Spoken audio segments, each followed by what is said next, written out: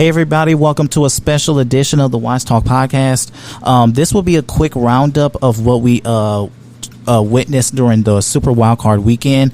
It's been a minute. We haven't recorded a podcast since our last Thanksgiving podcast. Also, thank you for the support on all of that. Right now, I have NFL analyst and chief marketing officer Bryce Balistreri. Balistreri. I'm sorry. I'm so sorry. All good, bro. Okay. So we're just gonna give us a quick analysis and what we thought would happen during the whole Supercar weekend, and we're gonna start with you, Bryce. All right, so I thought during Wildcard weekend we got a really good chance to see some good football. Yeah. We got to see some comebacks. We got to see. I know me and CaBreon are pretty excited about one particular game. Oh yeah. I know CaBreon's also mad about a particular game. If you missed the latest post on Instagram, go look at it. I'm just gonna say you do not want to miss it. You do not want to miss that. Nope. But yeah, I mean, we can start off with game one. Mm-hmm. We had the 49ers and the Seattle Seahawks. Yep. I actually missed the whole first half of the game. I was busy. But from what I know, it was tied 17-all. Yeah, Seattle gave a great battle in the first half. They gave a beautiful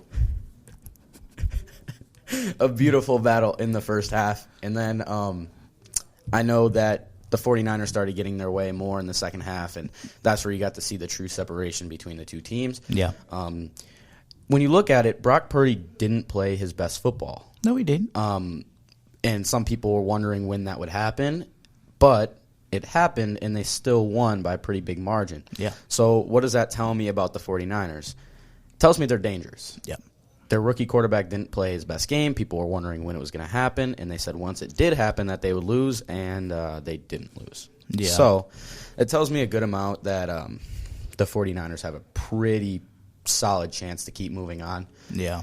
My prediction says they won't, but we'll get more into that on Thursday. On Thursday, So, yeah. Because when you actually look at Brock Purdy's stat line, you would think, oh, God, he had an incredible game.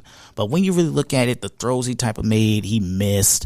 The one pass that he made to, believe it was Juwan Jennings, people was like praising him because he seemed to split the defenders, but that's actually not what happened. It was a near hospital pass. Yeah. And if you do that, he drops a pass and you lose a receiver. So you can't really get too fond of that pass, Well, and then you have the one reception, I think it was Deebo Samuel, where he pretty much did all the work on his own. I mean, you can't really you can't give much credit to Brock Purdy there. Like, I could have made that throw, and Deebo could have just ran it to the house for me. So, I mean, I'm not saying that, every throw is a guarantee, but when you look at it, it wasn't his greatest game. Despite what, how you said, the stats look good, but we all know watching the game that it wasn't his best. Yeah, because Christian McCaffrey and Deebo, they were just tearing up monsters. Seattle. It's bad. And then Geno Smith, he actually played pretty well, and then the fumble happened. Yep. And then that's when everything went left, and San Francisco just started to take off. And it's pretty clear how elite that defense is, because they allowed 17 in the first half, but they only allowed 6 in the fourth, and that was on the last garbage time possession. Right, just the possession that didn't really matter. Right. But yeah, I think that's about it for that game. Yeah. We move on to, oh man, what a great game this was. Oh boy. Oh boy. What was it? Third largest comeback? Third largest comeback in NFL postseason history. Right. So you have a team like the Jaguars, right? I don't think there's much playoff experience on that team. I don't know if there's one player that's touched the play. Christian Kirk was a Cardinal the year before, but they got destroyed by the Rams. Yep. And then what else do we have? Marvin Jones Jr. There's been a couple guys with some decent experience, but for the most part, it's a young team. Also, Josh Allen was on the team they made the AFC Championship game with. Remember 2016, Blake Bortles, Saxonville. He's been around a while. So he's been around. Despite that, though, the Chargers, it's kind of, I don't want to say it's a lower class game, but, you got a wild card team. You got the worst division winner in the AFC. Yeah. And you got two teams that are really trying to change their culture of the program. Right. So You get a young quarterback in Trevor Lawrence. You get a young quarterback in Justin Herbert, who are both trying to do something special for the program, right? Right. Justin Herbert, well, let's start with the defense. The defense in that first quarter and second quarter, but mainly in the first quarter, as you had mentioned, Asante Samuel Jr. looked great. Yeah. Just the defense in general, but specifically Asante Samuel Jr. They were able to score 27 points, and I don't know. I want to say a lot of them were off of turnovers. Yeah, almost all of them was off turnovers. I want to say at least 20 of the 27 were off of turnover. Yeah. So are we crediting the defense or the offense? I'd say we credit the defense because they were able to take away the ball. Honestly, if I had to give one player from this weekend the player of the weekend, Trevor Lawrence. And it sounds crazy. It sounds wild. It does sound wild. If you look at his stat line, 4 interceptions? 4 interceptions. 4. 70 passer rating, 31.6 QBR. Who wins games with 4 interceptions besides maybe Aaron Rodgers every once in a while? A Brandon Staley-led team. Fair. But you got to, as an NFL quarterback, especially being young, kind of like I mentioned earlier, right? You got to really realize that once they get down 27-0, it just depletes the whole scheme. You just have to start just throwing things out there, just making plays that you don't even want to make. Right. And Trevor Lawrence looked comfortable doing that. Yeah. He looked very comfortable doing that. He led his team back. And, I mean, not only that, you got to give credit to the defense. The defense was flying around.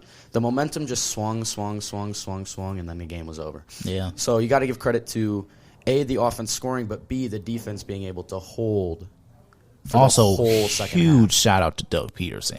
That last play was one of the gutsiest play calls I've seen. It's crazy. Like a T formation on 4th and 1? Wild. That was unbelievable because knowing how the NFL offenses run today, on 4th and 1, you're going to motion your receiver and you're going to quarterback sneak, and he pushes you in. They went the other direction. It was a very high school-esque play. That's something you'd see in high school football, and that's what you see perfectly. Right. That's what you see in the CMH versus Tulsa West. Yep. That's what you see. Yep. But, I mean, what do we say now? You know, they won the game. They won the game. They won it. And it's 8:43.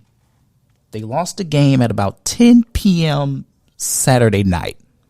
Brandon Staley is still employed by the Chargers. I'm getting pissed off more the minute he's still coach right now. Well, I already got enough off my plate after that rant I took, but it's ridiculous. It's getting ridiculous because he should have been on the hot seat when he blew it against the Raiders last year. He should have been on the hot seat then. Yeah, I mean, I think there was something that came out saying that they're planning to keep him, but they're planning to fire others. Yeah. But now, see, if they could. Now, one thing that they do have to get rid of, Joe Lombardi definitely has to go, who's their offensive coordinator. Yep. If they could probably bring. Well, actually, here's the thing. I just learned something on Twitter. You can hire Sean Payton, but you never hire him for a staff. Every Sean Payton disciple from his staff has failed as a head coach or as an offensive coordinator. And I just noticed that. So, yeah, I mean, obviously they're going to have to figure something out because they really have a good running back, a good quarterback. Yeah. When their defense is healthy, it really could be a top 5 defense in the league when it's healthy. It could, but they do have health issues. So. It's got to be it's A, health, like you said, but B, there's got to be some type of coaching going on that's not correct. Right. So, let's see how that turns out. All right. So, if we move on to Sunday's games, we started off with Miami and Buffalo. Oh, man. Correct? I don't know. That was an interesting one. That was way too close for what it should have been. Yeah. I mean, I'm going to be honest. I turned the game off when it was 17-0 Buffalo. I figured I had seen enough. I was like, you know what? This game's over. Yeah, I said this game's going to get ugly very, very quickly. And everyone was agreeing with me at the time. So I turn it back on about 15 minutes later maybe, and it's 17-14. Yeah, Dolphins went on the 17-point second quarter. And I didn't really know how to take that. Obviously, the Bills, in my opinion, the Bills should have had the 1 seed. Yeah, but there's nothing you can do about it. But for a team, I mean, with that being said, for a team with that much talent, there's no reason to allow a 17-0 run in the second quarter. Right. That's ridiculous. Like, I know the Bills, their strong part is mainly their offense, but they have a really good defense too. There's no excuse for. But I mean, the loss of Von Miller really started to show itself because they couldn't really rush Skylar Thompson as much as they should have Well, and my main issue is what's the name of the quarterback you just said? Skylar Thompson. Former Kansas State quarterback. That's my issue. Yeah. I mean, I was watching the broadcast. There's only been 3 Kansas State quarterbacks to start an NFL postseason game. I mean, no diss to him. He's in the NFL. Great, you know. Yeah. But you were the backup to backup. Yeah. So there's no reason you allow that many points at that to a third stringer starting his first. Was it the first game of the season? Second game because he started the game against the Jets in which they clinched the playoff spot. Right. Okay. So I mean, just regardless, like you got to expect more out of the Bills. Yeah. Being one of those high caliber teams that a lot of people have winning at least the AFC, if not the Super Bowl. Yeah. I expect more. Yeah. I don't think there's much more to be said. That game was, I don't know. The game was hard to watch for me. Yeah. But that's the bottom line. And here's the thing. Here is my little issue with Josh Allen. When you look at the talent, you could say that he could very well be the best quarterback in football. But the problem is he is way too in his head because he knows he's so talented where he just makes some of the most boneheaded plays because he does too much. It's not even about boneheaded plays. You just see some of the times when he just some of the throws, he's just so off. Whether it's high to the side. I mean, there'll be a decent rush, and he'll just try to go to the check down in the middle of the field to the running back, and it's just a terrible throw. And sometimes you're like, uh-oh, it's getting intercepted. Yeah. And it's really close to getting picked off. So it's just something about – I don't know what to say, but there's something about those little check down routes that he can't even hit. Yeah. He can hit the big play, but I'm more concerned about the small plays and where he makes errant throws. Right, because it's interesting to me. Because what we saw, like last postseason, when Josh Allen really started to take the little plays instead of going deep, like sometimes check your little 3-yard check down, take the flats. It really the offense started rolling and rolling to a point where they didn't even punt for the entire postseason.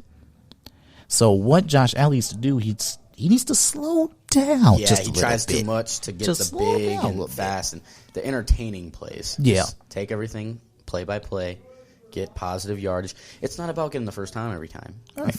On first and second down, get yards so you can set yourself up for a better chance. And if it's at third down, it's 3rd and 2. It's workable. It's not 3rd and 7, 3rd and 11. Because you're trying to do too much. Now it's 2nd and 10. You decide to run it. Now it's 3rd and 11, and now you have no chance. Yeah. I mean, you're lucky you have Stephon Diggs where you might have a chance. Right.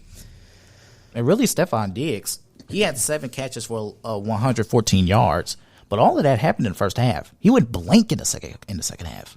Gabe Davis was the one to step up. He had, I think, back-to-back plays. I think it was 2 catches for like 70 yards or something like that. I mean, he's the guy, I want to kind of say Christian Watson. Yeah. Kind of like just a big play, explosive, quick, and like you're not really expecting him to get the ball as much, but when he does, he can break the game. Explosive. He can break the game open. He's pretty explosive. So I think that's a guy that, teams are going to have to look out for as we move on into the playoffs, especially because, everyone's so focused on Diggs and the Diggs and Allen combo, I guess I should say. You want to have the spy on Josh Allen because he can run and throw. And then obviously, Stephon Diggs being one of the top receivers in the league, you're going to have to watch out for someone like Gabe Davis. Absolutely. All right. Next game. I want to hear your thoughts about this. I'm happy with it. With the Giants.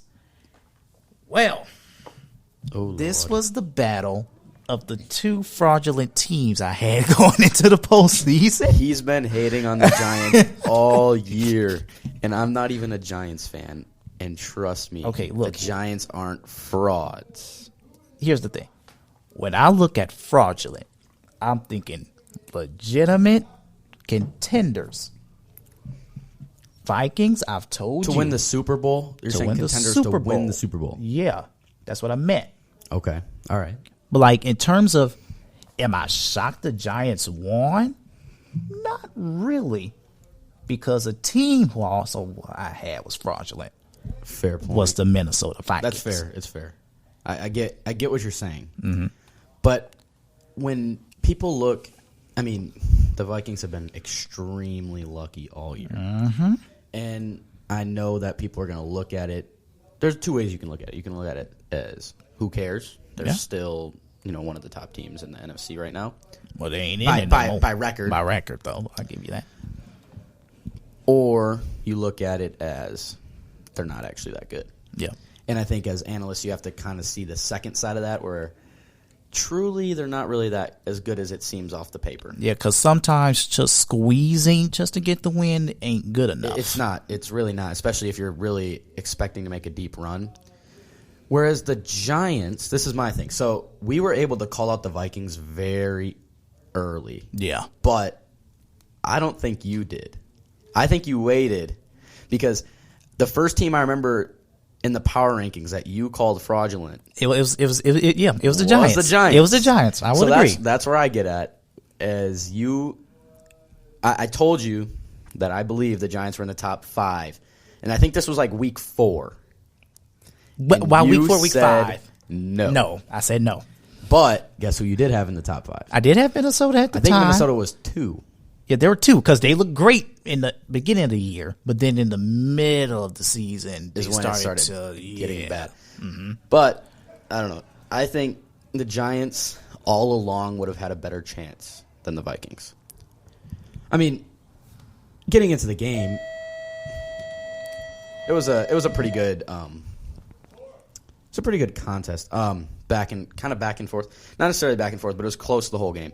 Right. And I mean, the Giants pretty much looked like they could do whatever they wanted on offense. Yeah, the Vikings defense is like terrible. Bad. It's very bad. I don't understand it either because they have Smith. They have Zadarius two Smith, Smiths, Harrison and Zadarius. Yeah, Zadarius Smith over the last 9 games has only had half a sack. I'm actually glad the Packers didn't keep him. Mm-hmm. This season, he really – and, maybe it's a change of atmosphere where he would have done fine on the Packers. Who knows?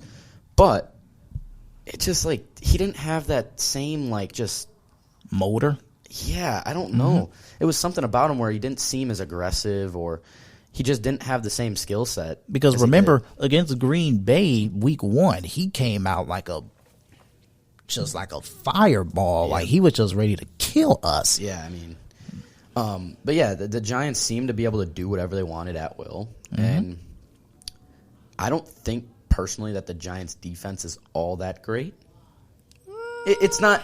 It's not great, but it can win you games. It can win games. I want to say it's about maybe a little above middle of the pack. Probably a little bit average. It's like average, a little bit above average because they have a pass rush. They have a pass rush. But this is what I like. The secondary held what?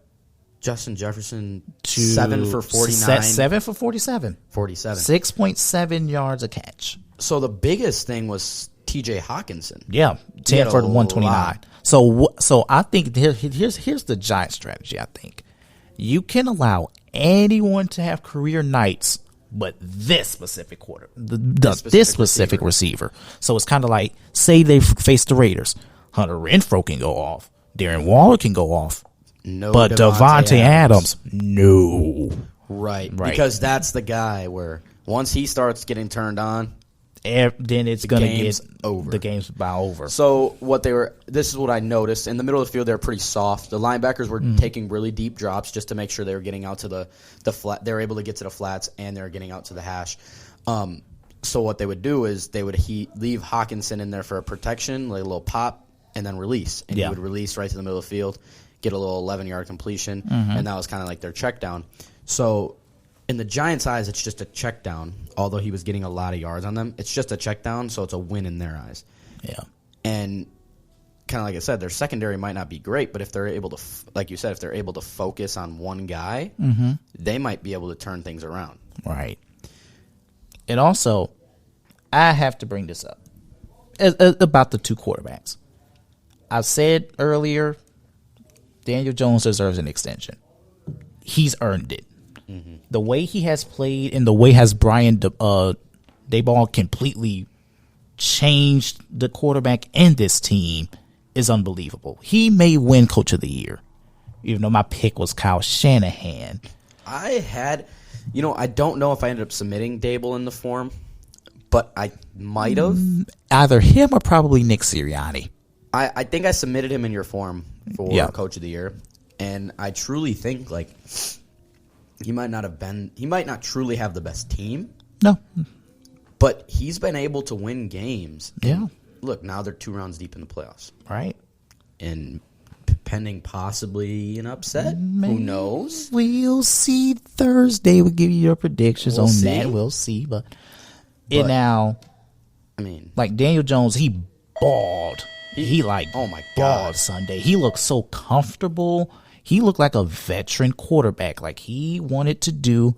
He had time. He had 3 sacks, but he still had time to do everything he wanted to do. He looked comfortable. Saquon was able to give him an edge. Daniel Jones ran the ball 17 times. Wow. I didn't realize he ran the ball that many times. I did realize that he was looking really mobile, though. He was active in the pocket, and as soon as he noticed it was collapsing, he was able to get out, and whether he made a nice throw or whether he decided to run, good yards were being gained. Yeah. Positive yardage. That is the key in the playoffs. You can't have a negative play. That just spins the momentum straight to the defense. Now you're forced to take that right back away from them. Right. When a defense gets momentum, it starts with their pass rush. If they get to you, you have no time. Right. Your receivers can't even break out of their routes. And you'd be lucky if a corner's off the receiver by that time. So you can't take negative plays. So the fact that he was able to escape the pocket when needed and use his legs to gain yards, that's huge. That's huge. So, I mean. But now on to Minnesota's quarterback. Now Kirk Cousins. He actually played well. But the problem with Kirk is what happened when it really counted. What was that check? A 4-yard check down. I mean, I don't know if you want to call it a check, but at this point, you have to throw the ball to the sticks or past the sticks. Right. I would rather you throw a prayer up to Justin Jefferson than taking a check down. He could be triple covered, and I'd rather have you throw it up. Yeah. Because you had no chance. Right. Because, and also with TJ Hawkinson, I forgot who tackled him, but he was right there. Yeah, I mean, like I said before, they were soft in the middle for the tight end checkdowns, but they weren't soft on that play. They were there. Yeah. And it was actually, I think it was a solid tackle. He had you have a bigger guy on you, especially as someone in the secondary. But I just don't know. Like, obviously Kirk knows it. He knows he messed up. But I don't know what the thought process was. Maybe he didn't see the defender. And probably also Dexter Lawrence, who has had one hell of a year, he did pressure him. I would give him that.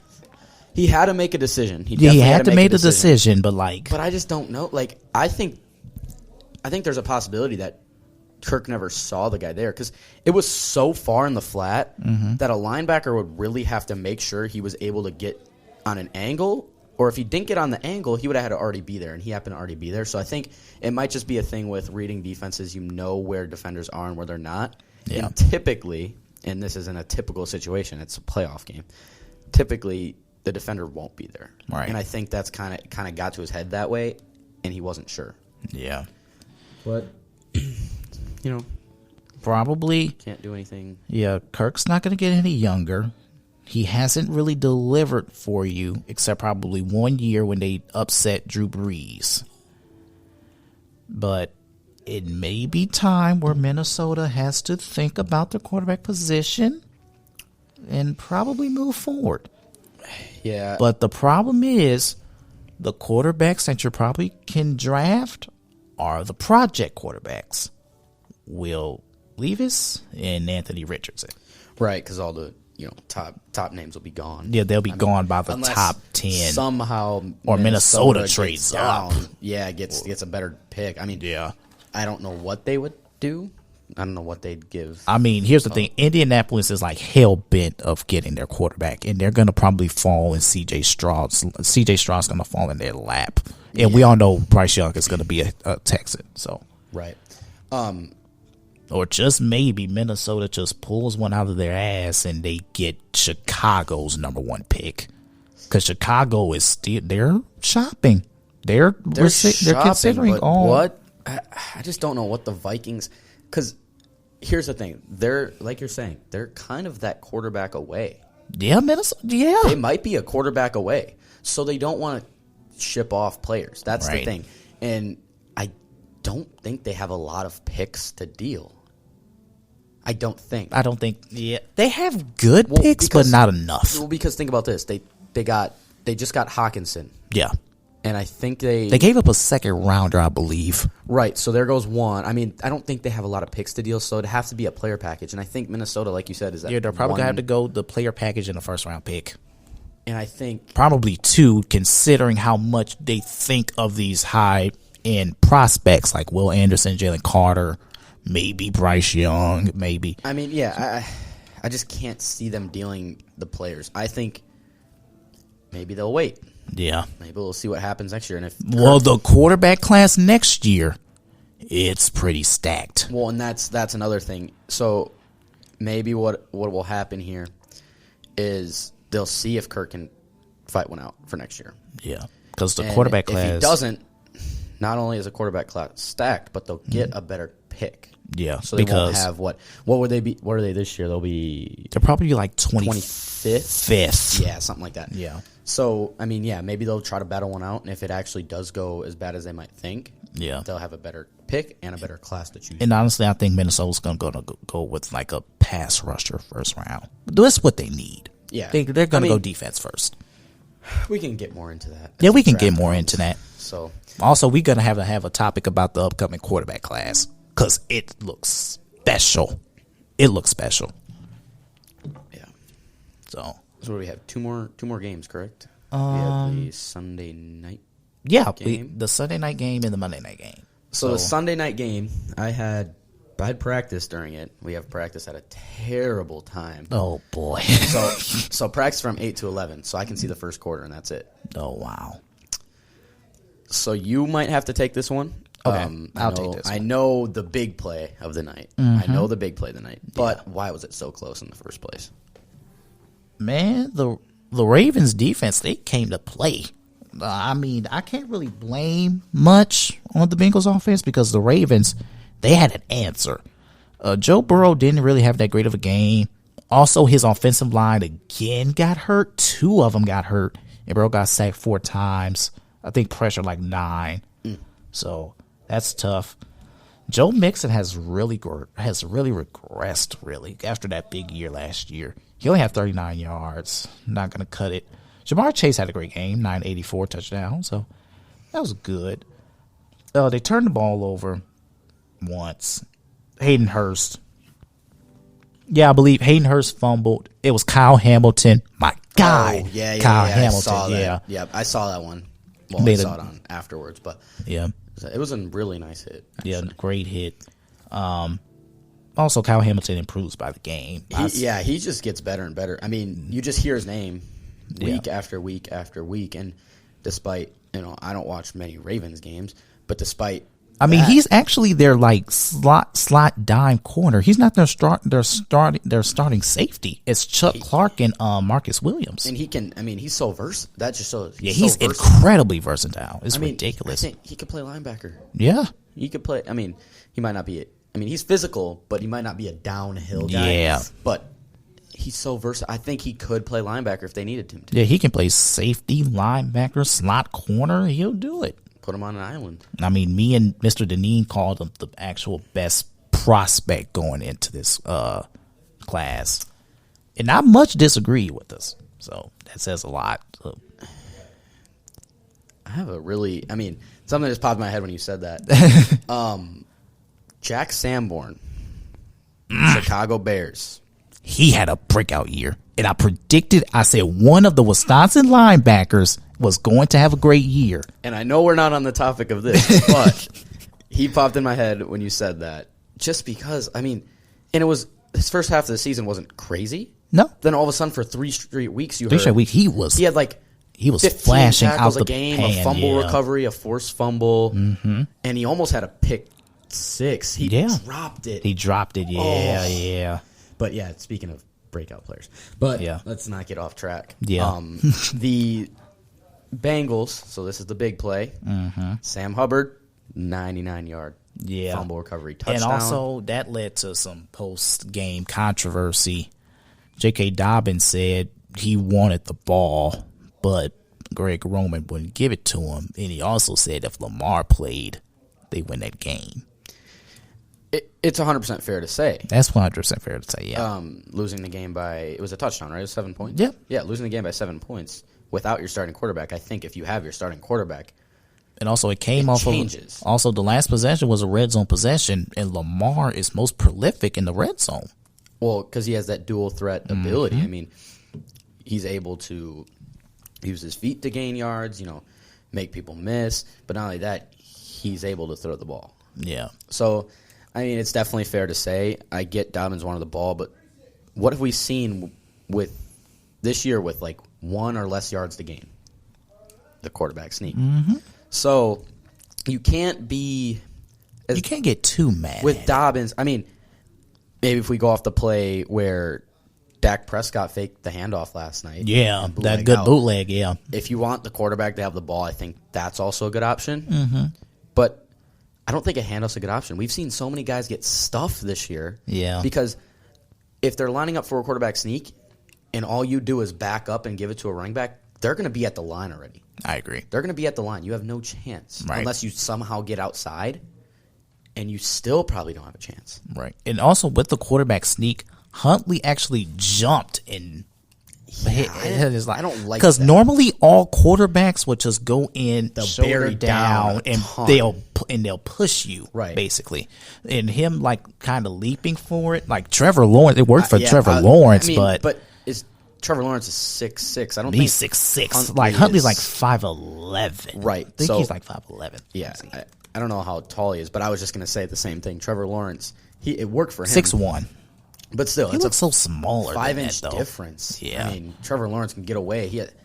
And in terms of wingspan, obviously Trevor Lawrence, it's going to be way bigger because I feel like wingspan doubles. So if he's 5 inches taller, his wingspan is probably 10 inches longer. But who knows? And also a quarterback who always used to leap for it was Cam Newton, but he was 6'5". Right. So, but play just came down to a crucial moment, and the Bengals were able to capitalize off it. Yeah. So, but the Bengals, again, you can't allow it to happen. Sure, it was a divisional game, but it's way too close. Way too close. Not with your second. Well, now you'll have to play the Bills.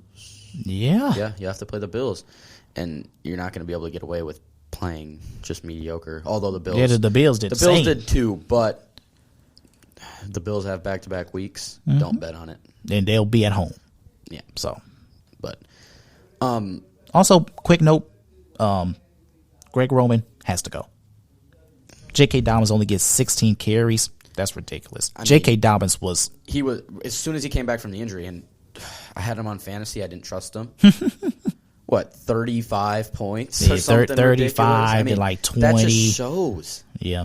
It's J.K. Dobbins is actually really good. You can't give especially coming off an injury, having back-to-back good weeks, you can't not trust him with the ball. He was playing well against Cincinnati, too. Yeah, I don't get it.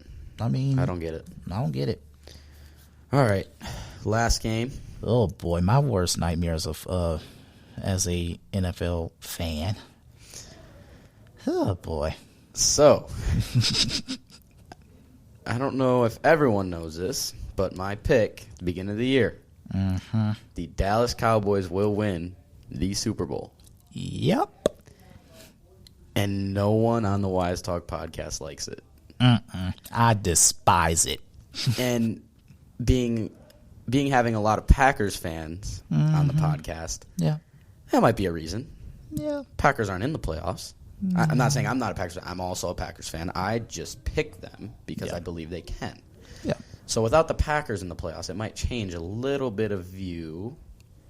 And because they might have knocked out one of CaBreon's favorite players. Honestly, I'm going to be honest with you. I enjoyed the Cowboys winning last night. Oh, we know last night. I enjoyed it. Maybe because that'll make you like my pick more. No, still no.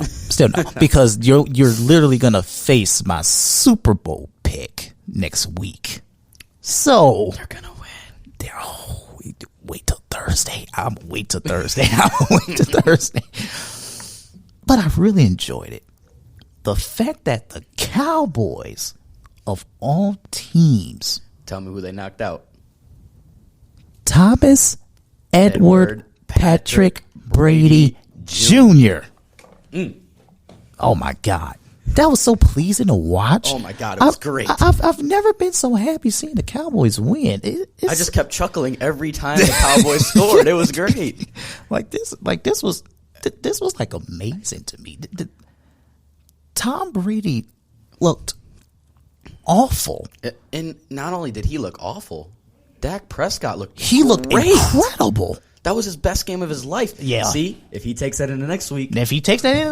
Bye-bye Niners. You got something. You got something. Yet again, you're facing a way different defense. You're facing a way different defense. But, hear me out here. How was the Cowboys' offensive line last night? It was great. Incredible. It was incredible. If they can hold that offensive line and give Dak time. And not only that, their run offensive line wasn't great. It wasn't great. Their pass protection was good. But look at Tony Pollard's ability to make positive plays. He's so explosive. When he got hit in the backfield, he just – all their offensive line has to worry about is giving Dak Prescott a little bit of time. I agree. He'll find CeeDee Lamb. He'll find Noah Brown. He'll find Dalton Schultz. He'll find Jake Ferguson. Yeah. Rookie. Yeah. I mean – he'll find the guy he needs to find. Yeah. You just got to give him that time in the pocket like they were giving him last night. Like that was ridiculous. And Dak spread the ball all around. So Yeah, he didn't even have that great of a game. No, he started the game with 3 drops. Yeah.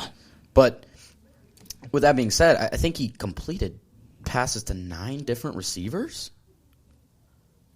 8 different receivers. Yeah, he had a 143 passer rating and a 96.5 QBR.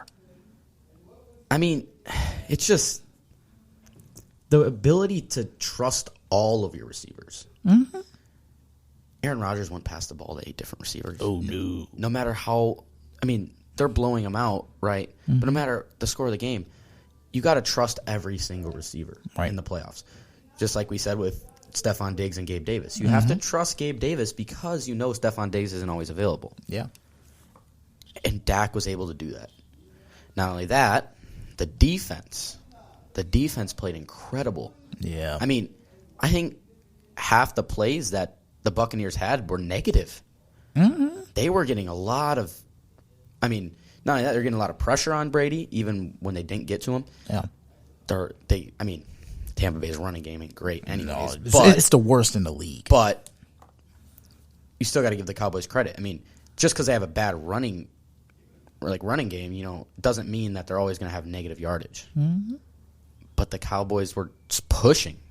They were. Micah Parsons flying around. Right. I don't want to give Curse credit for that interception. That was on Brady. That was Tom. Awful. But that was awful. You had Curse. Mm-hmm. You have Trayvon Diggs didn't play that well. Leighton Vander Esch played well. Plays. There was, I don't know, he's a veteran guy. He's an interior lineman. He had a sack late. Interior lineman. It was a 4th down. Yeah. Durance Armstrong or Dante Fowler. Dude, I don't know. I don't remember. But he had a sack. A sack late in the game. Jonathan Hankins? Yeah. A primary run defender. Yeah. Shreds Ryan Jensen. Gets to Brady and folds him. Yeah. That's how well their defense was playing. They put in a guy who's not supposed to play on passing downs. That's true. He played on a passing down. And he made a play. Yeah. The Cowboys are scary. If Dak doesn't turn the ball over, we'll leave it at that. We'll leave it there. Like games like these, it gives you hope. Especially, I mean, I'm not going to ever get off of a pick that I made how many weeks ago? 19 weeks ago? Yeah. And it's still alive with 3 weeks left in the season. Mm-hmm. I'm not going to get off that pick. I'm going to leave it there and let it work. You notice that Bryce B was the only one. He was the only one in Wise Talk to pick every single game right this weekend. Yeah. Maybe my luck will continue. We'll see Thursday what I have in store for the next round. Mm-hmm. But, I mean, I think we've concluded all the games pretty well. Yeah, we have. Since I'm here, Pius XI Athletics. Yeah. Just give a little rundown of what's going on inside Pius. Just kind of give you guys a little roundup. Yeah. So, boys basketball, they've continued to show out. They're now 9-3 after beating Ike last Friday. Mm-hmm. And although it was a slow start, they won by 23, which just shows. Yeah. I mean, it was close for a long time, and then all of a sudden, just boom, 23-point win. So, I mean, it just shows the explosiveness. Juniors Jaquan Johnson and Julian Alvarez have continued to impress. 27.5 per game for Johnson, and then 11.6 for Julian. Along with that, Maurice is having a really, really good senior campaign. Absolutely. 15.1 points per game. Yeah. When I don't think a single person expected that. Mm-mm. Maybe they expected double digits, but 15 per game is pretty crazy. I think everyone expected Julian to be that guy, but Maurice has completely. He is just. He has that little turnaround shot, that mid-range shot. Yeah. It's just so pure. It's beautiful. So the Popes will play back-to-back games this week. They begin Friday with West South Central, which should hopefully be a win. Yep. Well, they'll be home here. We expect a win. Yeah, we expect a win, yes. And then we follow that on Saturday morning with Milwaukee Vincent at Brookfield Central for the Luke Holman Showcase. Yeah. They'll actually be playing at 2 p.m. So 2 p.m.? Yes. So did they change that? I mean, I think the entire tournament starts at 9 a.m. That's what they thought. Okay, so I should be in attendance for both of those then. Okay. That might be a question mark for the Saturday game, but we'll be able to cover those for y'all. So the Popes look to improve to 11-3 after this week before heading into a tough week next week. So they have 3 games next week. The first one's against Greenfield. I'm not too worried. Nope. We should be able to take care of business. But even though Greenfield's a good team, though. Greenfield's good. Yeah. But I think we should be able to take care of business. No questions asked. But then Thursday we're here. Yeah, against we're here. Wisconsin Lutheran, and we actually will be releasing special cup. We will have special coverage for that game. Yeah, it's going to be a really, really fun time. It's arguably the game of the year. Got to come out to this game. You got to come to. Got to come to this game. And then they'll play on Saturday at the Pope's Invitational, which we will also have special. We coverage will have very special coverage against Sussex Hamilton. So we're looking to improve to 11-3 after this week, and then hopefully we can get a 3-game sweep next week and become 14-3, which will be one of the best seasons in the last decade for the Popes. Yeah, absolutely. Just a little rundown on girls basketball. Sometimes they don't get enough love around here, even though they're one of the best teams in the school. I agree. They've done just as well. They're 12-2 after beating one of the biggest rivals in our school. Joel Clausen. New Berlin Eisenhower. They look to extend their 6-game win streak into 7 games against West South Central, which they should be able to do. Agree. But 7-game win streak will be great. We're running out of time in the regular season, looking to make a playoff run. If you can go in with a win streak, all the momentum's sliding your way. Yep. And, let's start beating the teams that we need to beat. Absolutely. But I think that's about it for the Pius XI Athletics column. We'll be covering, like we said, we'll have special coverage for Wisconsin Lutheran. And we'll have special coverage for the Pope's Invitational. We will all be there for that. Yep. And we'll be able to cover everything for y'all. So make sure you guys come out to all the games. Absolutely. Whether it's boys, girls, we don't care which games you're at. Just be supporting one of the 2 teams. Absolutely. But that's about all we have to say. Keep keep an eye out for special coverage on Wise Talk's Instagram for the boys basketball team. Absolutely. And we will also be posting updates among any sport during our Twitter, Facebook, Instagram, wherever you follow us. Also, content's coming your way. So one more thing about Pius X Athletics, and if anyone from Pius is watching this that plays another sport, whether it's boys swimming's going on right now, wrestling, powerlifting, all that stuff's going on right now, reach out to either CaBreon or myself, or just the Wise Talk Podcast Instagram in general. Yep. And let us know what we need to cover, because I'd love to be able to cover swimming, wrestling, powerlifting. Also, track is coming up.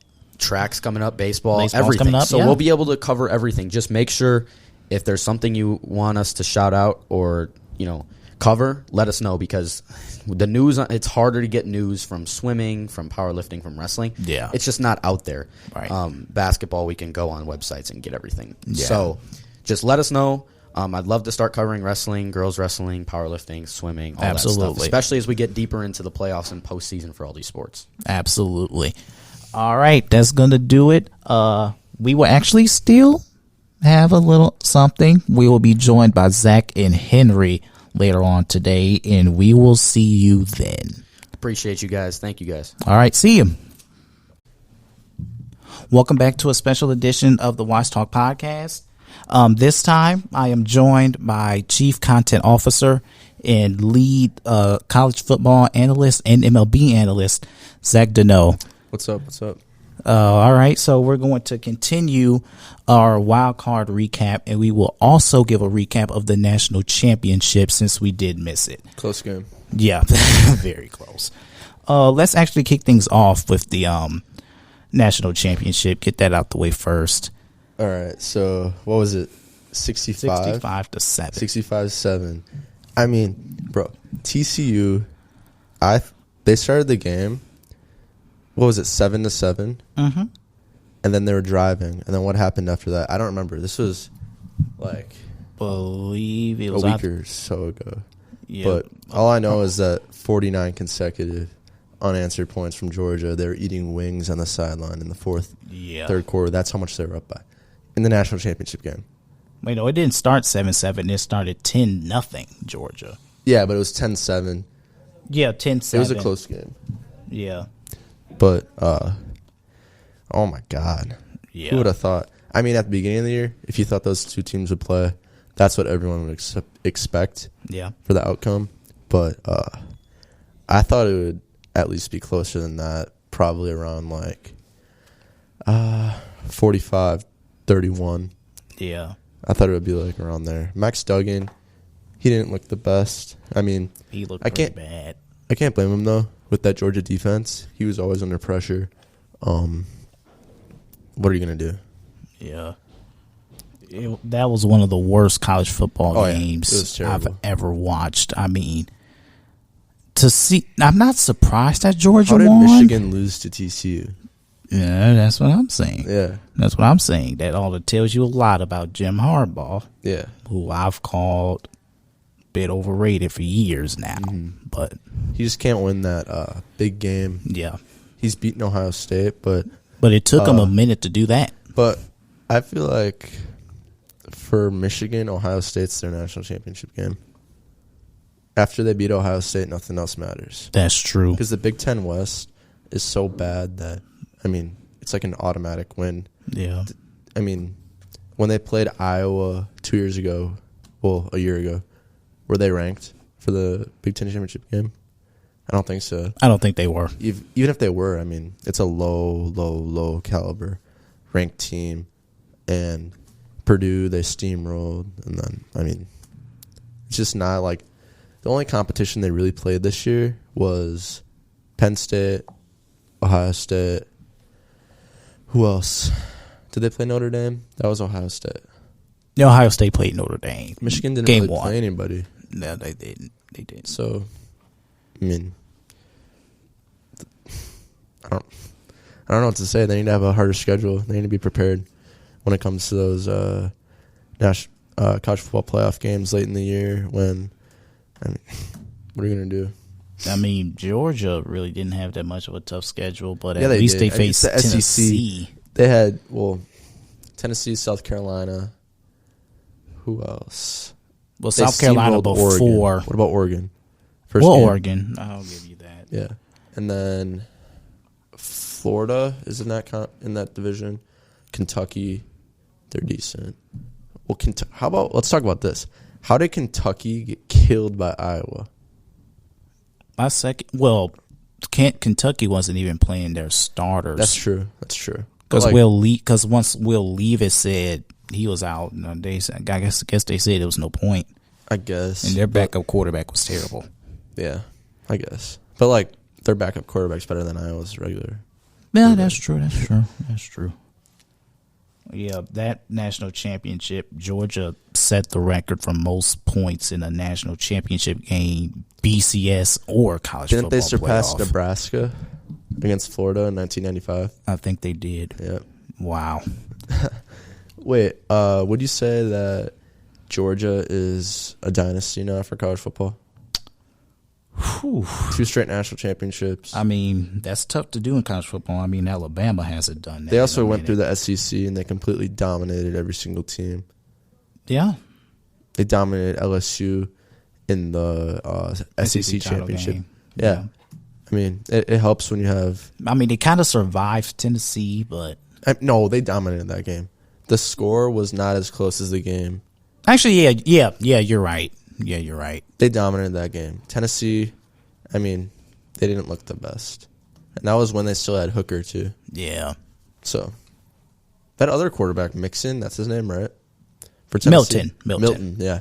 He's really good. I saw he had a throw against Clemson. It was really good. Yeah. He has a cannon. Mm-hmm. I'm excited to see him play. Yeah, it should be very interesting. They do lose they're going to probably lose their top star receiver in the draft, Jalen Hyatt. So. Yeah. I mean, the best teams reload in college football. That's what Georgia does. Very true. But now Georgia has a dynasty. I would say so. I think they are. Yeah. I think they are. Because you label Alabama as a dynasty, and they win. They make the national championship pretty much every year. That's the new standard for them. Yeah. If they don't make the national championship game, It's a failure. Yeah. So that's what you would define a dynasty as, right? Yeah, I guess so, yeah. When that's the standard. I mean, like teams like, what sets Georgia apart from a team like LSU, who possibly had the greatest team ever in 2019? Mm-hmm. I mean, the next year, LSU was terrible. They had a complete drop-off, yeah. They've been bad ever since they got, what's his name from Notre Dame? Brian Kelly. Ever since they got him, they went back on. They're going to be good again in the next coming years. They could give Georgia a run for their money in the future. I think LSU is going to be what Notre Dame was. They'll be around, but they won't win the big one. Maybe. I don't know. I mean, in that division, in that side of the conference, it is so hard to win. Agreed. You got Bama, LSU, Ole Miss, Mississippi State, Auburn, A&M. Yeah, well. And then LSU. I mean, you can lose. Among those teams, you can lose to any one of those teams this year, except for Auburn. They were terrible. Yeah. And then next year, Auburn could be great. You never know. Yeah. Auburn's the unpredictable program. So is A&M. Yeah, those two. Well, one thing about A&M, they're going to recruit, so they're going to have talent. It's just whether or not if those talents are going to be coached correctly. Yeah, it doesn't help when you have a coach with the huge contract. What is Jimbo Fisher's contract? 8 years, About 8 100. years, 100 something. You can't fire him. You So can't fire him. A&M's kind of screwed. Yeah. He's bringing the recruits in, but he's not performing with the recruits. And that's a problem. So, you want to move on to Wild Card Weekend? Yeah. NFL? Yeah, let's go right ahead. Niners, Seahawks. Niners won 41-23. Yeah. Seahawks kept it close, but In the first half, yeah. Yeah. And then San Francisco pulled away second half. They dominated. Yeah. What was it? I have it written down. I'll find it. You can go. Yeah, so the game really changed once Geno Smith fumbled in the red zone. That's what I said, too. It was kind of like the Ravens-Bengals. Yeah. It's kind of like that. Yeah. Except it wasn't a scoop and score. Right. because that completely changed the game. It's happened like 3 times this weekend. Yeah. There's Josh Allen, and then what's his name, Huntley, yeah. And then that wasn't a scoop and score, but it was still a fumble in the red zone. Yeah, and then San Francisco scoring off of that. And San Francisco, I'd say, is the most complete team in the NFL. I would agree. And if I were to put money, if I was a betting man, and if I could put anybody on, if I could pick any team to win the Super Bowl this year, it would definitely be San Francisco, because they're capable of beating the Bills or the Chiefs in the AFC, and I really don't see anybody slowing them down in the NFC. They have Dallas next weekend. Dallas looked like a completely different team. Yet again, they face Tampa. So. Tom Brady's 45. He's that defense is very very, very bad. I think we all thought that maybe Tom Brady was going to come back in that fourth quarter after that touchdown. Well, I thought the Cowboys was just going to beat themselves up, because that's what they normally do every playoff game. Yeah. Maher. Yeah. 4 missed. That's really kind of looked like it was a script that was about to get turned on there. Yeah. So I had Maher in fantasy, so he was really good this year. Yeah, so that's why I was surprised. Good, yeah. He would get me like over 10 a game. It was crazy. Yeah. And then what's the other game? There's Chargers, Jaguars. Oh boy. Wow. 27-0 with a minute 25 left in the first half. How do you blow that lead? I want to say something real quick. Go ahead.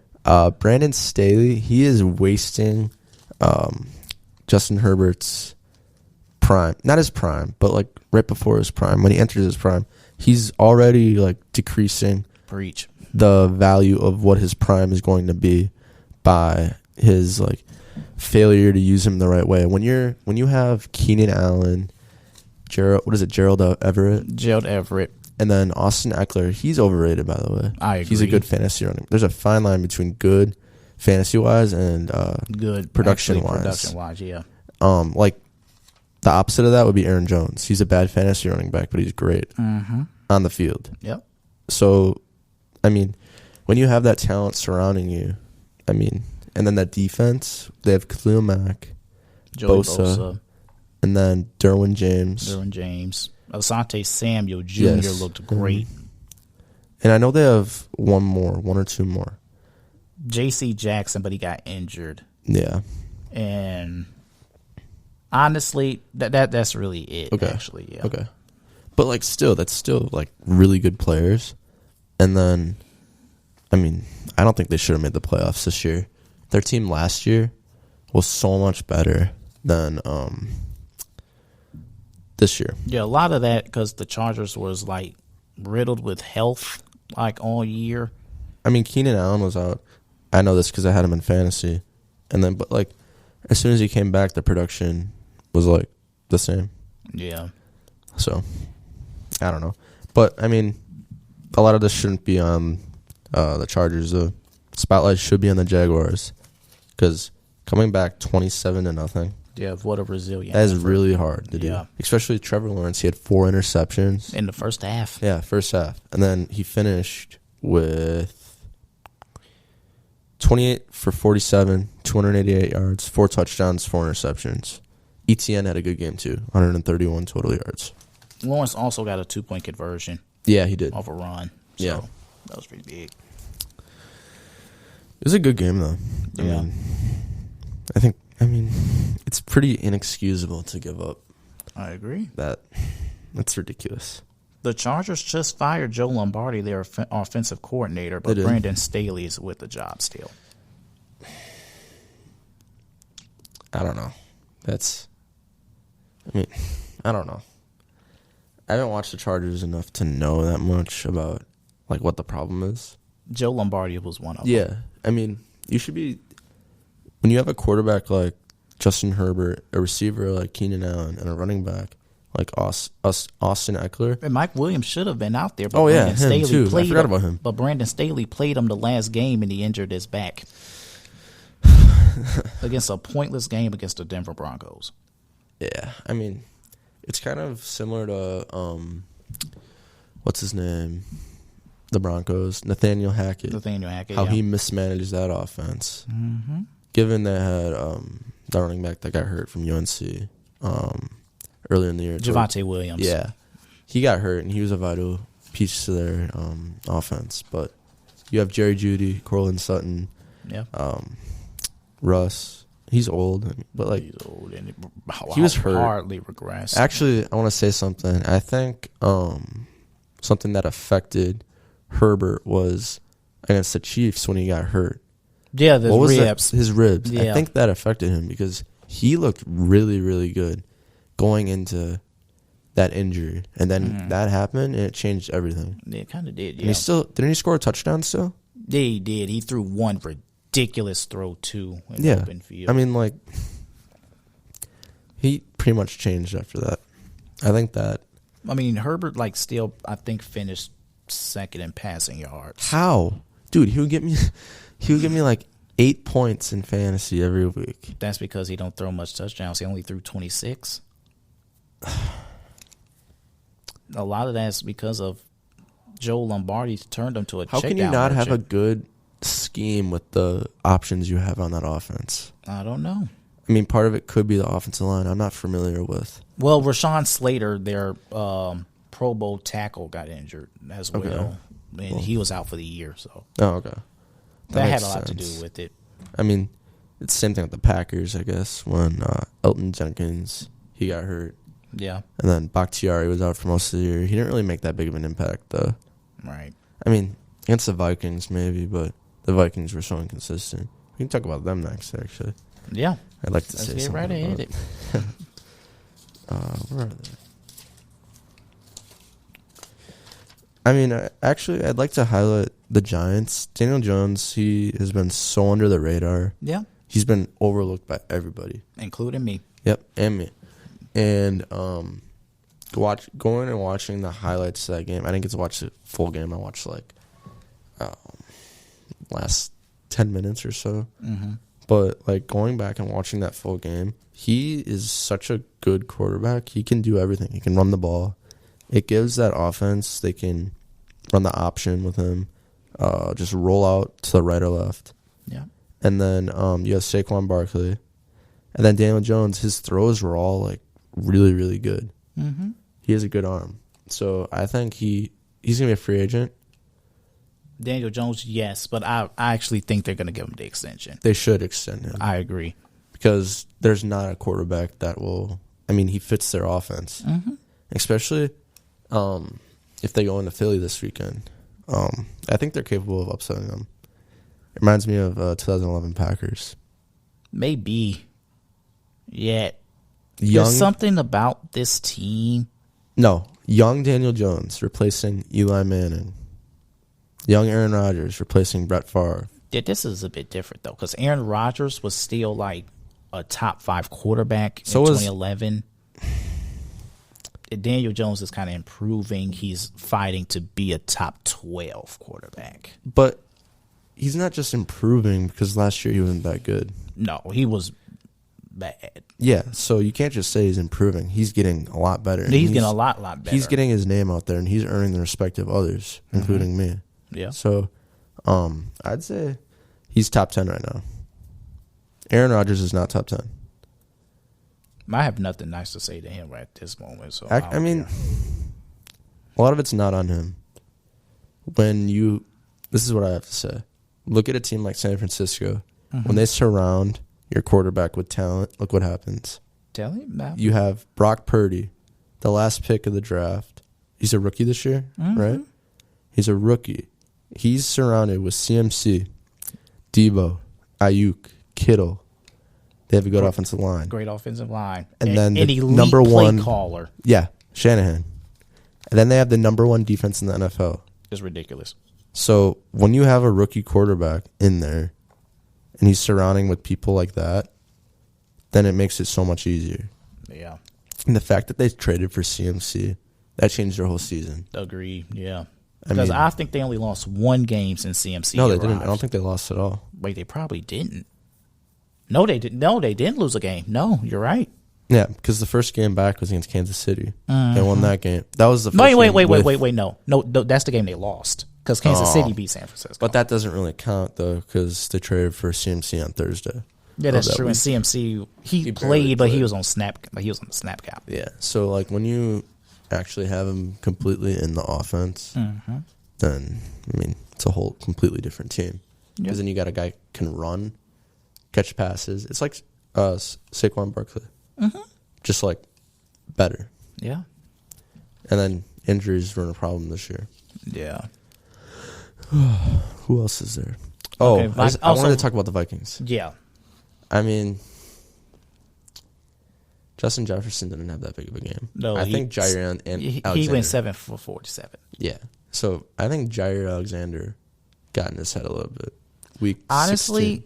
from what I saw, Jefferson got triple teamed a lot because I mean, I didn't watch the whole game. Yeah, plus they play so close because he only averaged like 5 yards a catch. That's normally not Jefferson. He'd average about 10 yards or 9 yards or something like that. But they played close, and as soon as Jefferson would catch a ball, there's a corner and a safety right there. So I also really like T.J. Hawkinson. he had a big the game. most underrated, undervalued tight end in the league. I would probably say so. If you put, I mean, making a team of the most underrated players in the NFL, Daniel Jones at quarterback, Hawkinson tight end, wide receiver, that's hard. Underrated receivers. DJ Moore is one that comes up. No, the guy on the Dolphins. Jalen Waddle? Yep, Waddle. Well, he did not have a great game yesterday. Well, that was Sunday. When you have a third-string quarterback. No, he dropped big catches. Because he's a body catcher, and that's not going to work. Underrated. Oh, Amon-Ra St. Brown. Yeah? Him. I think Amari Cooper is now on the... No, he's not. No, he's not. Well, he's only good at home. No, he's been good on the road, even without Deshaun Watson. Who watches the Browns? Well, I mean, me, but... Then I already did tight end. Running back, you can put 2. The guy in the Texans.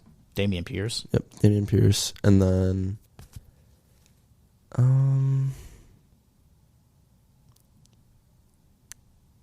I don't really think there's really underrated running backs. There are. I'm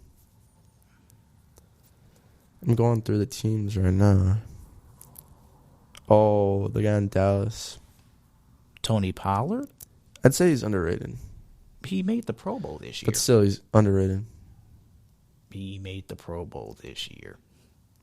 He's on the radar. All right. What about Miles Sanders? Well, he made the Pro Bowl as well. Then what's the difference? Yet again, Eagles fans is begging to draft a running back. Yeah. They want Bijan Robinson. I would love to have Bijan Robinson. Yeah, I would too. Oh my God, he's amazing. And then another wide receiver, Brandon Ayuk. Yeah, he's one of the best route runners in football. Yeah. Who else? Oh, Michael Pittman. I would actually say so. He did not have a good quarterback this year. Yeah. So I would probably say so. That's a good pick. And then defense, I don't really.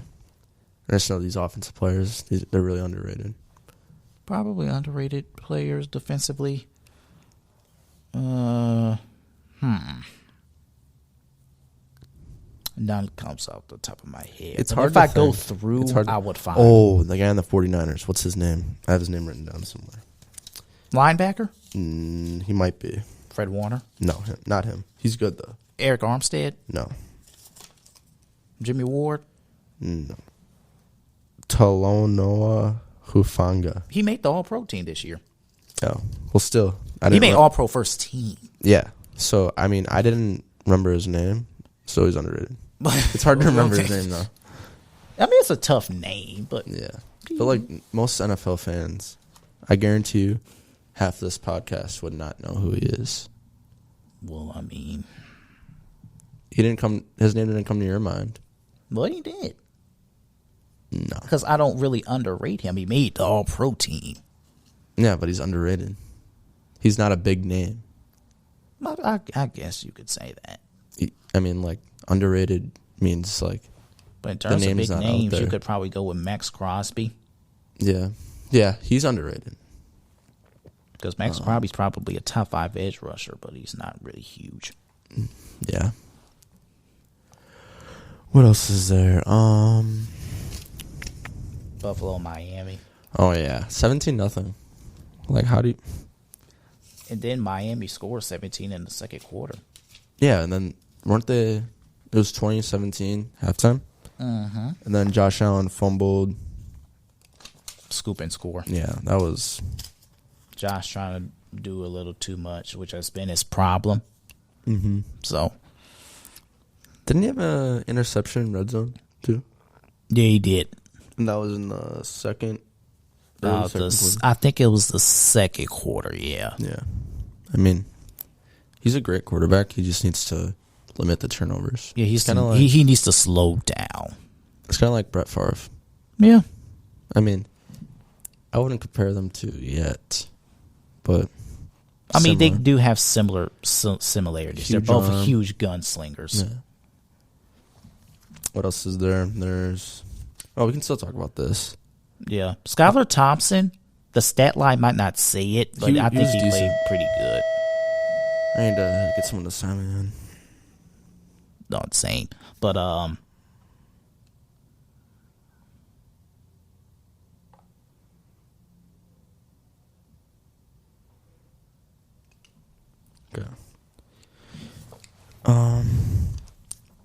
What are they doing with that play calling? Who, Buffalo or Miami? No, Miami. Oh, God, yeah. I don't know what Mike McDaniel was doing. Oh, yeah. Did you see that? I did see that, yeah. So, like, I mean. Probably that got to his system and he started. I'm not surprised. Yeah.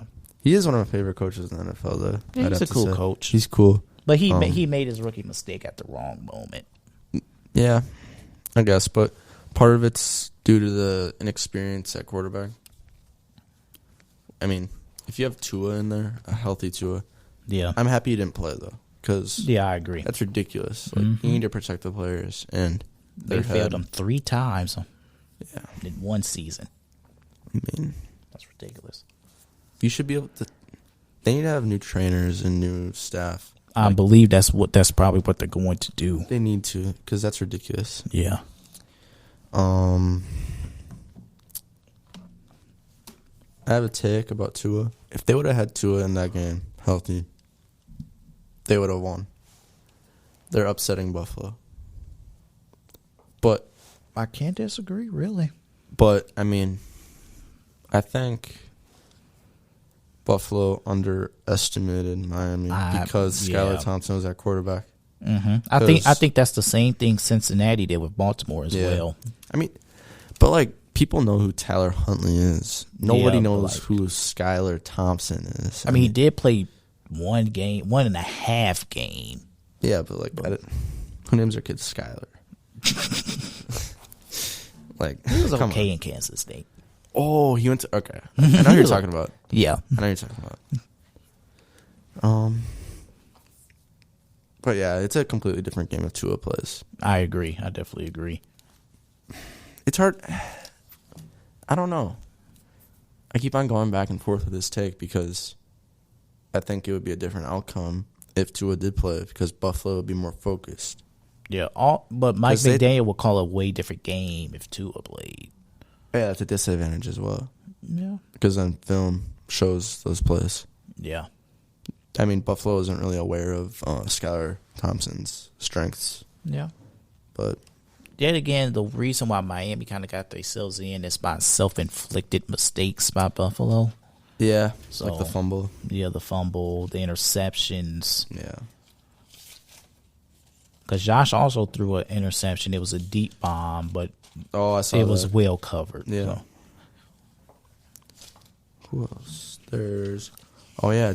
Oh, no, we can go over Cincinnati and Baltimore. In Baltimore. I mean... If Lamar plays that game, I think they win. I think the same... You can go back and forth. with that too. Yeah. Because if Lamar plays, then I think Cincinnati is more like focused for this game. Yeah. I mean, the turning point was when Huntley fumbled on the one.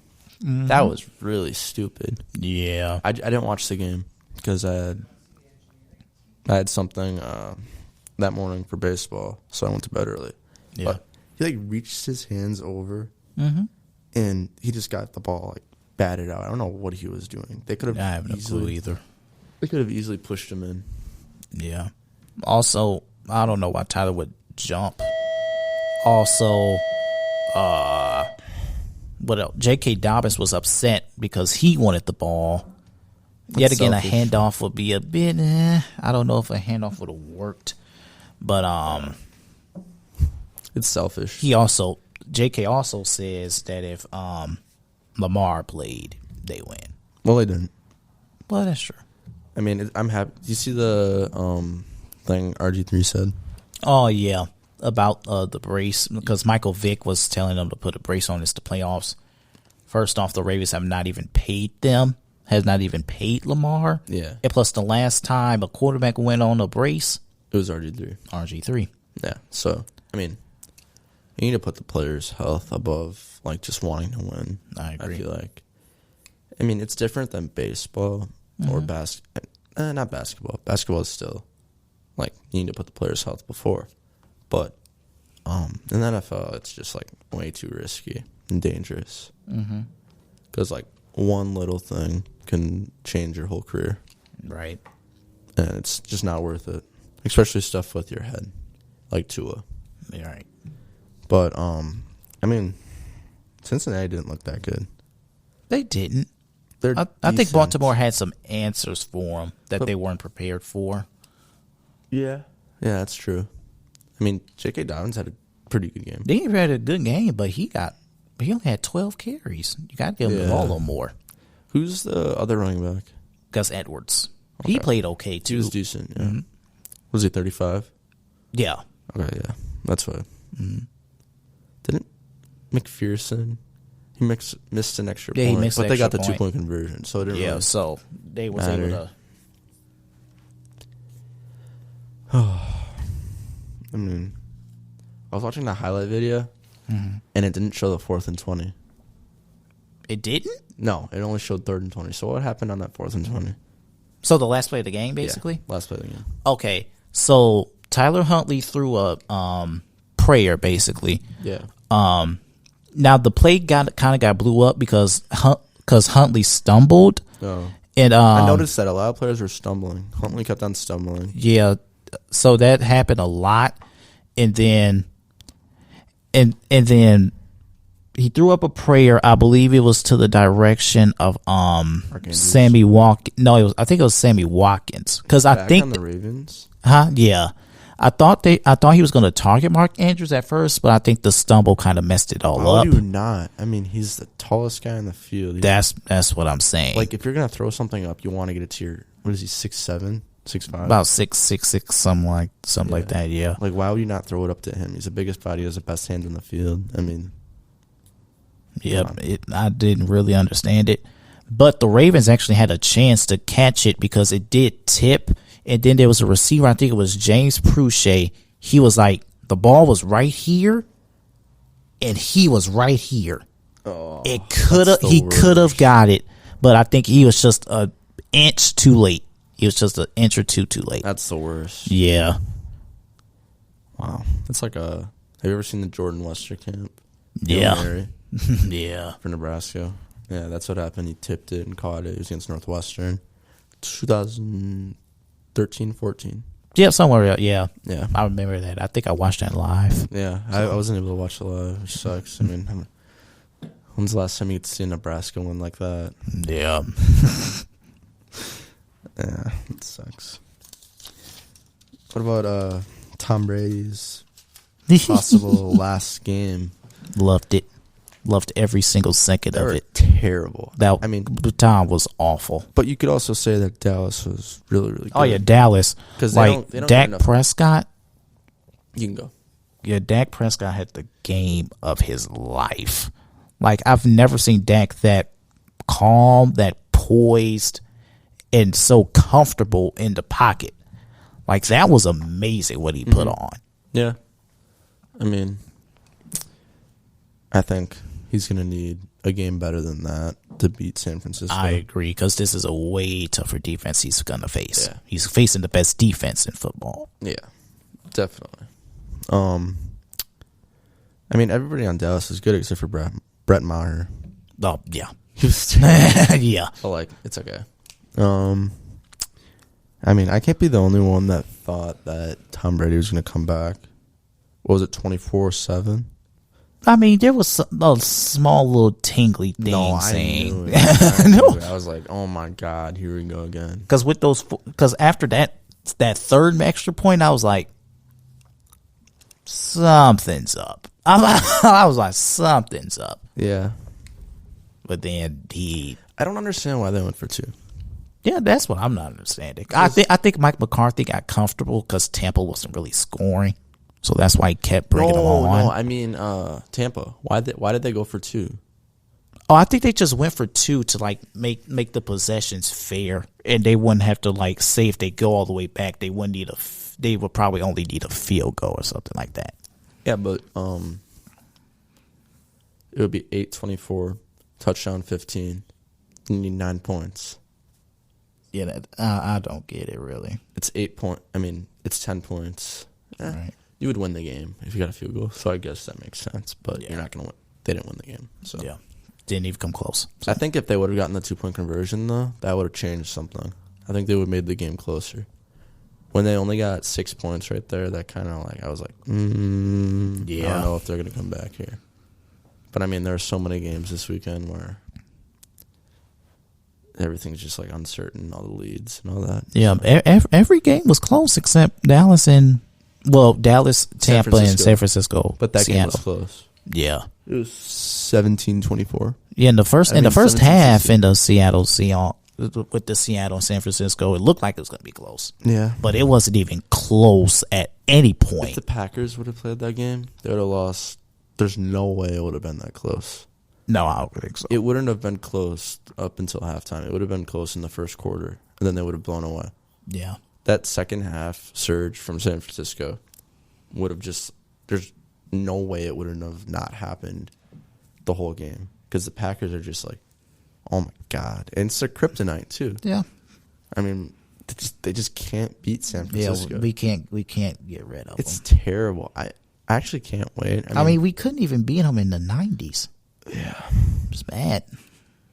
that sucks. Yeah, I mean, before the season, I didn't really care about the Packers that much because, like, it's the same thing every year. right. But like going But then into that this year, that winning streak yeah, kind of it sucks not seeing them in the playoffs yeah, it's weird because it's so fun watching them, and then like you don't have that feeling inside of like a close game, even though it sucks really bad, like that heartbreak feeling. right. It's still fun in the moment to watch those games, That's true. and it's something like you can talk to other people about and be excited about. Granted, it's only a week now because they lose every year, first round. Or second round conference championship, Right. but it's still something. And I mean, it sucks not seeing them in the playoffs. Oh, also, I have a take. Oh boy. I'd say, the Lions, they would be better as a 3 seed this year than the Vikings. Minnesota is capable of losing to every single team in the playoffs. I agree. The Lions are capable of beating almost every single team. In the playoffs. I would agree because week 1 they faced the Eagles and it was a shootout. Yeah. So Jared Goff is also underrated. yeah, Goff had a very good year. Extremely underrated. He had a very good year. Hutchinson, oh my God. Aiden Hutchinson looked good. great. Oh my God. They also have another rookie pass rusher, James Houston, who's very good. Don't they have Jeff Okuda? Yeah, he was hurt, he struggled like the beginning of his career, but then he was good this year. Then he got hurt last game of the year. Mm-hmm. I mean, the Lions, they need to bring in. I think they need more defensive help because I think their offense is set. Yeah. I think they should trade up. Trade up. Yeah, try to get What's his name? They probably need a corner. Brian Bryce from Clemson? No. What's his name? Linebacker, Alabama. Linebacker. Will Anderson? Yeah, him. Well, they're going to have to trade all the way up. Yeah, that's what they need to do if they want to be great. Well, if they're going to have to trade up, they're going to have to look at Chicago with that number 1 overall pick. He's not going number 1 overall. I mean, if Chicago picks that number 1, I think they're trading it. They're going to trade it to Indianapolis, and then Indianapolis is going to take Bryce Young. No, CJ Stroud. Actually, no, Bryce Young. Okay. And then Houston's going to take CJ Stroud, and then who has third? The Cardinals. They're going to get Jalen Carter. Yeah, and then Will Anderson. Yeah. But yeah, is that it for what we have to talk about? Yeah, I think so. That's it. Yeah. I have a prediction right here. San Francisco's winning the Super Bowl. That's the same prediction as Hands me, down. but we were going to save it for Friday. Yeah, well, I'm not. San Francisco's winning the Super Bowl. Better make it known right now. They're not losing. Yeah, I definitely. I probably just jinxed them right now because everything I've said on this podcast gets jinxed. I said that Ohio State would beat Michigan. I said the exact same score, but it was reversed. Michigan had this score. Didn't you also pick Notre Dame to beat USC? Yeah, I did. Yeah. I was just saying that to make you mad, though. Yeah, of course. Because of the Caleb Williams agenda. But yeah, of course. But yeah. I think that's gonna do it for today. We will see you Friday as we will give you our divisional round predictions, and we will actually have more of the cast here. So, anything else you want to say, Zach, before we head off? Go Niners. Go Giants. I want the Giants to win. I didn't pick them to win, but I want them to win. It'll be cool to see the Giants win. Good underdog story. 2011 Packers this weekend. Maybe. Well, Philly's overrated. Peace out. Oh, what it take to end the pod off. Okay. We'll see you guys